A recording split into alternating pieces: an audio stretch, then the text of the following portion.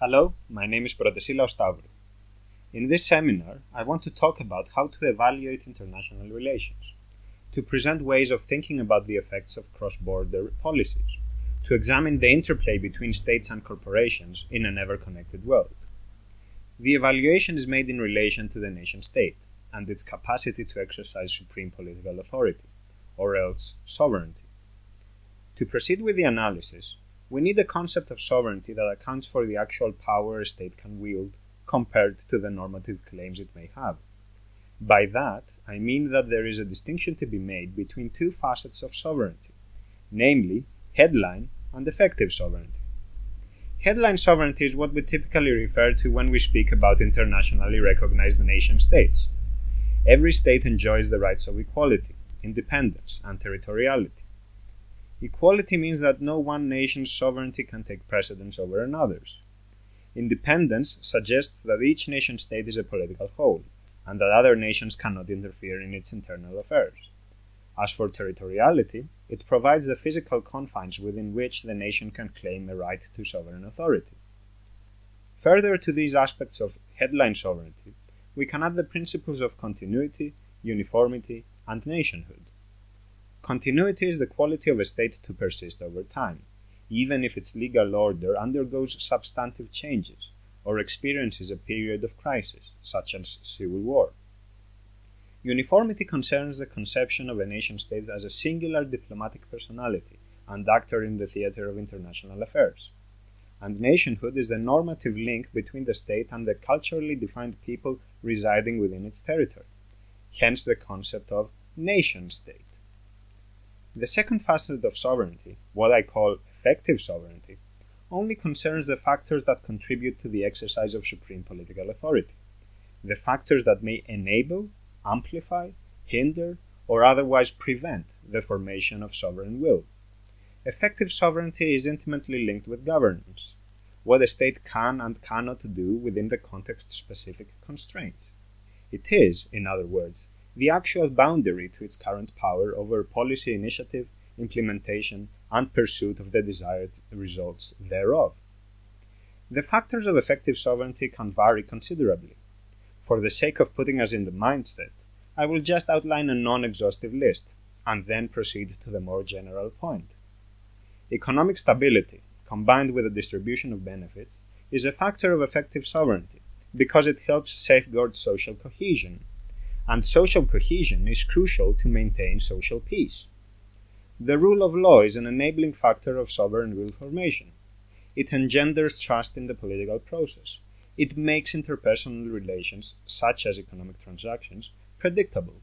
It underpins the credibility of the state, and therefore is essential to maintaining a virtuous cycle between popular will and state power.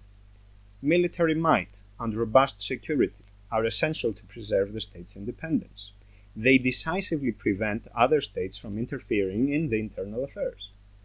Energy autonomy, or else access to a large number of suppliers, is another factor of maintaining independence. Dependency on a certain provider can potentially hamper a nation's capacity to formulate its own policies whenever a dispute arises. In a similar fashion, we can think of access to digital technology, including free and open source software, as a form of collective self-determination. A country that can harness the necessary expertise may opt to run bespoke software that better suits public policy. It also is a way of removing a strong dependency on the agenda of a service provider, typically a large corporation. The list can grow considerably longer, but the general point is rather straightforward. There are phenomena or conditions that help the nation-state realize its potential as a sovereign entity, while there are other scenarios where the state has limited options, even though it maintains the same normative claims of sovereignty. Against this backdrop, we can expand our understanding of effective sovereignty as a function of various arrangements of international relations. And this is where we can really start to evaluate political phenomena on the global stage.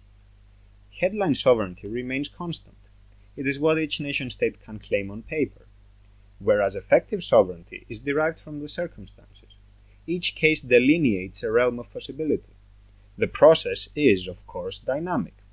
This is just to suggest that by analyzing the concept of effective sovereignty, we can arrive at an understanding of various emergent scopes of realizable supreme political authority. Perhaps it is best to proceed by means of an example. Suppose that State A wants to impose a tax on its wealthiest companies, but State A happens to share a free trade area with State B. The companies have the freedom to move capital and even their headquarters to State B. In effect, they can avoid the tax burden. The only way for State A to exercise effective sovereignty is if it coordinates its efforts with State B. They would need to harmonize their laws so that companies could not move their resources around in an attempt to avoid paying taxes. In this scenario, we can discern two types of international relations with respect to their impact on a state's effective sovereignty: those that empower a state to act and those that prevent it from doing so. Consider the presence of a supranational jurisdiction, the Free Trade Agreement. By its nature, any form of law that exists above the national level can act as both a hindrance or amplifier of a national government's power over a given policy. It all depends on the specifics of the matter at hand. In this example, the Free Trade Agreement limits the power of the state, because it renders illegal any form of trade barrier, such as capital controls. If we were to consider tax policy in isolation, we would have to judge this supranational legal framework as a net negative. Now think about the other option of harmonizing the policies of the states involved. This too could come in the form of a supranational covenant, such as a fiscal union featuring a common corporate tax base and tax rate. Again, if tax policy were our sole yardstick, such a type of supranational law would actually give more power to the government to pursue its original ambition. The inference to be drawn is that we cannot entertain simplistic notions about how politics on the global scale works. It is a form of dogma to claim that national isolationism is a necessary good in that it always brings back control, or, conversely, that supranational state building, such as in the case of the European Union, is by design detrimental to the interests of the participating countries.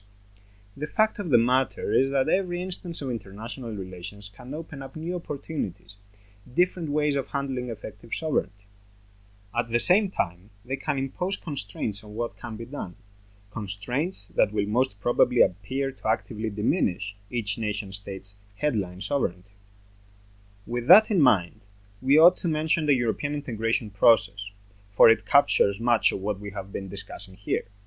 The EU is an international organization that draws its legitimacy from treaties that are signed and ratified by its member countries. Without going into the specifics, the treaties are the Union's de facto constitution, while the EU practically works like a federation. In general terms, the EU gains competences from its underlying international agreements, and this distribution of competences basically means that power is, at least in principle, transferred from the national to the supranational level. That is why the most common objection to the EU is that it takes away the nation's sovereignty. Because indeed that is the case, though only insofar as headline sovereignty is concerned. This is where things become nuanced. While it may appear that nations are losing power, the truth is that they are gaining access to venues that were theretofore unavailable. For instance, the euro limits each country's monetary sovereignty. On the flip side, though, it provides qualities such as predictability, reduced transaction costs, higher chances of fostering cross-country trade, and so on. Depending on the policy and the context under consideration, it can be argued that while the euro reduces headline sovereignty, it grows the potential of effective sovereignty. The same can be said for virtually every aspect of the European integration process. The gist is that we cannot afford to think of sovereignty as monolithic or static and absolute. That is a method that is guaranteed to lead to erroneous findings. Instead, we can apply the distinction between headline and effective sovereignty. It helps be more eclectic and maintain a more refined theoretical framework for understanding phenomena. The implication of applying the conceptual bifurcation I am suggesting is that it becomes nearly impossible to deliver definitive judgments on the propriety or general qualitative features of instances of international relations. the analysis has to account for the specifics. It needs to be holistic, and it most certainly cannot remain fixed on a static worldview that sees nation-states as silos of sorts, where supreme political authority is necessarily limited to their own borders. As such, the conclusion to this seminar must be rather anticlimactic. To evaluate international relations, we need to understand the intricacies of sovereignty, and then we need to engage in a case-by-case study, knowing that our judgments are dependent on the particularities. That is it. Thank you very much for your attention.